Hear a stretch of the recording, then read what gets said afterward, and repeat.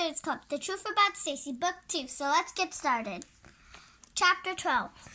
After school the next day, Mary and I told Christy and Claudia what we'd learned from Jamie and Charlotte. We've got a problem. Another one? When I sat for Charlotte last night, she was really upset about her new sitters.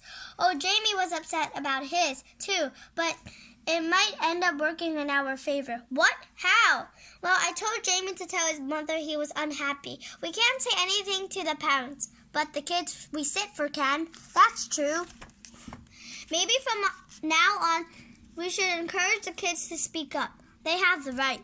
And we have to remind ourselves that we are quality sitters who... Jamie, what are you doing out here? What are you doing here? Playing? Well, you shouldn't be in the street. And where are your mittens and your hat? It's freezing out here. Is your mother very busy with Lucy today? No, she's at a meeting. Lucy's asleep. Zoom. Splash. Jamie, do you have a babysitter today? Yeah, but no, Kathy. Kathy Morris? Yeah. Does she know you're out here? She said I could play outside. Shrug. What should we do? Jamie, can you do two special things just for us? Yes. First, go find your hat and mittens. Ask Kathy for help if you can't find them. But don't go outdoors without them, okay? Yes. Second, play out back if you want to be outdoors. Play on your swing, okay? Okay. Wow, this is serious. That babysitter, whoever the so-called agency found, lets 3-year-olds play outside on their own. He could have been hit by a car. He could have wandered off. The brook's not frozen over yet. What if he fell in? We have to do something. I think we should tell Miss Newton. But what if she thinks we're poor sports? I think Jamie's safety is worth us risking looking like poor sports. I think so too. Me too. It's just that there's Mrs. Newton's car. Now's our chance. Wait, Kathy's still inside. We can't go in yet. Well, then, we'll wait. Brr, chatter, shuffle, shuffle. I hope we don't have to wait too. Slam. Girls! Hi. I did what you said. Could we talk to you alone? Of course. Is something wrong? I guess we should begin with what happened this afternoon. We were walking home from school and we saw Jamie playing outside by himself in the street with no hats or mittens. He told us Kathy Morris was babysitting for him, but he was nowhere to be seen. We don't think she knew where Jamie was. We thought you really ought to know. We're sorry to be such tattletales, but No, I'm glad you told me. I can't believe that was so irresponsible of her. Jamie also told Mary Ann that he hasn't liked his new sitters. One of the sitters smokes and burned a hole in the chair you're sitting on. Oh, Charlotte Johnson has been upset too. We had a long talk about it last night. Well, I certainly won't use the agency anymore, although we did find one 17-year-old we like very much. I'll continue to call him on his own. I admit Jamie hasn't seemed happy lately, but I blamed it on sibling reality. Anyways, I'll phone Dr. Johnson and a few other parents. They'll want to know what you told me. And I'll call Liz and Michelle, both of them, and Kathy Morris, of course. I wish I knew which one was the smoker. Miss Newton, I know you want to call Kathy about this afternoon yourself, but could you let us talk to Liz and Michelle ourselves? Chapter 13. Oh, look who it is, the baby club. Haha. So, so you little club failed, and now you want to come work for us? No way. We're here to talk about an important business matter. And what is so important? Yesterday, Kathy Morris was sitting for a 3-year-old and he let him go outdoors by himself. So we found him playing in the street by himself. 3-year-olds cannot play outside by themselves. Good babysitters ought to know that. Fine, we won't give Kathy any more jobs. She doesn't really like babysitting anyway. Shrug. We, on the other hand, like babysitting just fine. Why? Because you can talk on the phone or watch TV the whole time you're sitting? Whoa, we pay attention to the kids we sit for. Fine, what's Jamie Newton's favorite kind of sandwich? I only sat for him once. It's peanut butter and honey toasted. Do you know Charlotte Johnson's favorite game? Candyland? Charlotte's really smart. Her favorite game is Scrabble. Do you know what Nina Marshall is allergic to? What is this, 20 questions? Come on, if you ever sat for Nina, you should know. I'll give you a hint. It's a food. What food would make her break out in hives if she ate it? I don't know, okay? Strawberries. What are you trying to prove, that you're better babysitters than we are? You said it, not me. Okay, so you prove it. Now go away and leave us alone. That afternoon, so who were staying with this time? Aunt Bev and Uncle Lou, or Auntie Carla and Uncle Eric? We're not staying with either of them. Gas, you mean we're staying in a hotel? No, we're staying with the Cummings. You can see Lane again. What? The Cummings? Do they know what's wrong with me then? Have you finally told them about my diabetes? Yes, we finally told them. Lane knows too. How could you do this to me? You know Lane hates me and I hate her. Oh, Stacey, that was months ago. I'm sure you and Lane are over that fight. Hi. I just want you to know that I'm not any happier about this than you are. I wanted to stay in the hotel. Stacey, slam. That night I noticed Lane watching me very carefully, but there wasn't much for her to see.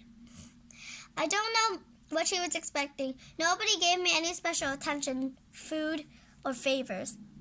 The next morning, Mr. and Mrs. McGill, Dr. Barnes will meet with Stacey in a few minutes. Stacey, please come with me. We'll see you again soon, Stacey. Mom, Dad, can we go next door and get something to drink? Yes, good idea. And then she made me take what I think was an IQ test, and I haven't even seen Dr. Barnes yet. What's he like? Listen, Mom, Dad. Listen, Mom, Dad. I've been thinking you guys were right. It's important to learn about diabetes and how to live with it. I've been looking into it myself. You have? Good for you. Yeah, and I heard about this Dr. Graham. He's a big authority on childhood diseases, especially diabetes. The thing is, I have an appointment with him today. It's sort of a surprise. This is from Charlotte's mother, Dr. Johnson. I think you better read it now. What, honey? I just read it. The letter explained that I had gone to Dr. Johnson's confidently, which was why she hadn't contacted my parents personally. It also praised Dr. Graham's work and apologized to Mom and Dad for any inconvenience. Stacey, I'm not quite sure what to think of all of this. I thought you'd be pleased. We are. We don't know anything about him. We don't know how expensive he is, or... I wish you discussed this before you made an appointment. You make appointments for me without asking me first. True. Dr. Graham, his name sounds familiar. Yes. He's supposed to be excellent, but very busy and almost impossible to see. You were lucky to get an appointment. Well, my appointment's in 15 minutes. We better get going if we want to make it. Hello. You must be Stacey. I'm Dr. Philip Graham. Hi. We're sorry she set up with the appointment without... It's no problem. Won't you have a seat? I'm not going to examine Stacey today. I just want to ask some questions. He asked a billion about my birth, my health before the diabetes was discovered, my new school, my friends. We talked forever, and he even made my parents feel comfortable. Well, you must be very proud of your daughter. Oh, yes, absolutely. From what you have told me, Stacey was a very sick young lady, but she's made excellent progress with her treatment. I can only see one problem. What's that? Although Stacey has taken the move to Connecticut in stride, she seems to feel quite unsettled about her disease. She wants to be able to have some control over it, but she's a little afraid of it. Is that right? Well, I guess every time I think I understand it, we see some other doctor who says something different. Dr. Johnson says she thinks Dr. Barnes might make me go to a physical therapist or even change schools. But I don't want to change schools. I don't want to see any more doctors. I must admit, we're a little bit perplexed by many of the tests Dr. Barnes was planning to give Stacey on Monday and Tuesday. What do you think of Dr. Barnes' clinic? I think he's a lot of bunk. Stacey, he'll do anything he'll do will harm Stacey, but I don't think any of it's necessary. What Stacey needs is some stability. She seems incredibly healthy, and considering how ill she was a year ago, and she seems to have a very good handle on her insult and injections and her diet. Maybe it's time, Stacey, more to say about her treatments. Do you want to go back to the clinic? No! Thank you, Dr. Graham. Of course, please call me if you have any questions. Chapter 14. While we ate dinner, Mom and Dad and I talked about everything, mostly how they hadn't liked Dr. Barnes anyway. And then we met Mr. and Mrs. Cummings and Lane at a movie theater. Oh, it's crowded. We'll sit over there, and Lane and Stacey can take those two seats in the back. Thanks for asking if I wanted something. You can't eat any of this stuff anyway. I can eat popcorn. I can drink diet soda. Well, I didn't know. If you ever bothered to speak to me, you'd shh.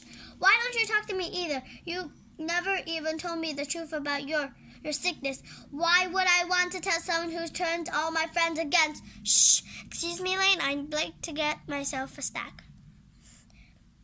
Beep, beep. A small Diet Coke and a small popcorn, no butter, please. That'll be $9.25. I forgot how expensive things are in New York. There you go. Thanks. Stacey, yeah, I'm sorry. You are? Yeah, I'm sorry too. I guess I should have told you what was wrong with me. But Mom and Dad weren't telling anyone except family, so how come you stopped being my friend? I don't know. Actually, I think I do know. This is going to sound ridiculous, but I was jealous. What? Jealous of me? You wanted to be sick? Of course not, but you were getting so much attention from the teachers. Everyone was always asking you how you felt and giving your extensions on our assignment, and you got to miss a ton of school. Lane, I missed so much I nearly had to repeat 6th grade. Are you serious? Wow, I didn't know that. Well, anyway, remember Bobby Reader?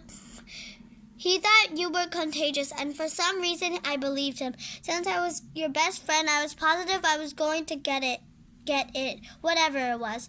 Oh, when my parents found out about our fight, they were pretty mad at me. We talked about it, but I didn't know how to apologize to you. That's why I never wrote to you after you moved away. Well, I was pretty bad. But I guess it would have helped if I told you the truth, Poke. You know, every now and then I wonder about the people here. Like who? Well, I remember Deirdre Dunlop used to brag she'd be the first in our class to outgrow her training bra. Did she? Snort. Yes, and the day she came in wearing her new bra, Louis Donson asked her for a date. No way. Stacey, look, the movie's over. Wow, we missed the whole thing. Yeah, but it was worth it. Lane and I realized we had a lot of catching up to do, so we made most of the weekend. And when we went to sleep on Sunday night, I felt like a huge weight had been lifted from my chest. Night, Lane. Night, Stace. Well, 2 actually. Hello, Dr. Barnes. Yes, I'm sorry, but we've decided to cancel the rest of Stacey's tests this week. And then we were home. Later that afternoon. Stacey, you are home early. Is everything all right? I hope. Yes, fine. Mimi, is Claudia upstairs? Of course. Stace, hi, Claude. Oh, we've missed you so much. What a crazy weekend. I have to tell you I have so much to tell you. Jamie and Charlotte And the other kids told their parents everything. You should have seen Liz and Michelle's faces today how was New York? It was good, really good. But tell me more what happened. Well, we should probably wait until Christy and Mary Ann get here before. I'll get it, ring. Babysitter's Club. Hi, Miss Newton. Hello, Stacey. I've got a meeting of the Liberty Circle at my house on Friday afternoon. I need someone to watch Lucy and keep Jamie busy for a couple of hours. Oh, I'll do it. What time? 3 o'clock. Oh, and I thought you'd like to know, I had to talk with Kathy Boris. I think she honestly didn't realize what she did wrong. I also called the Johnsons, the Pikes, the Gummerbrooks, the Johnsons. It turned out Jamie and Charlotte weren't the only unhappy children. I want you to know how grateful we are that you girls were brave enough to tell us what was going on. Click. Stacey, you know you're supposed to offer every job that comes along to all the members of the job club. I'm sorry, I just forgot. I was so excited. I know, it's okay. I'd be pretty excited about sitting for Lucy too. Besides, I've broken that rule often enough myself. Stacey! Chapter 15. The phone rang all that afternoon. At 6 o'clock, we were feeling much better about ourselves. I wonder if anyone will call us tonight when we're at home. Probably. With Christmas so close, everybody's going to parties, dinners, concerts. This may be our busiest season yet. Do you guys think the Babysitter's Agency will get any more calls? I really doubt it. Hey, are you guys going to the snowflake dance on Friday? Nah, why would I go to a dumb dance? Oh yeah, Trevor Sanborn asked me. Really, I'm going with Pete Black. You should both come. Christy and Mary Ann. It's going to be so much fun. But it doesn't sound like fun. Oh, we have to figure out what we're all wearing. Epilogue. A week later. Ring. Hello? Stacey? Lane, hi. What's happening with your Babysitters Club? Last weekend you said something about some agency. Oh my gosh, you'll never believe it. All of our clients stopped calling the Babysitters Agency because they couldn't trust their members. And then when we got to school on Tuesday, Liz and Michelle were handing out flyers for a new business. Makeovers INC. You pay them $5 and they show you how to put on makeup, figure out the best way for you to fix your hair. Oh no, thanks. Nobody seemed interested in their new scheme. Ha ha! Oh, and guess what? Charlotte Johnson, the little girl who was having trouble with her classmates, her teacher is going to skip her into 3rd grade. The work in 2nd grade is too easy for her. That's why the other kids were teasing her. Charlotte's really excited about starting fresh in the new year. Aw, that's good. I really wish I could meet her. I'd love to meet all your friends there, Stacey. Well, you should come to visit me in Stony Brook. Really? Yes, and when you do, we'll make you an honorary member of the Babysitters Club. The end. I hope you enjoyed my video. I will read to you next time. Bye!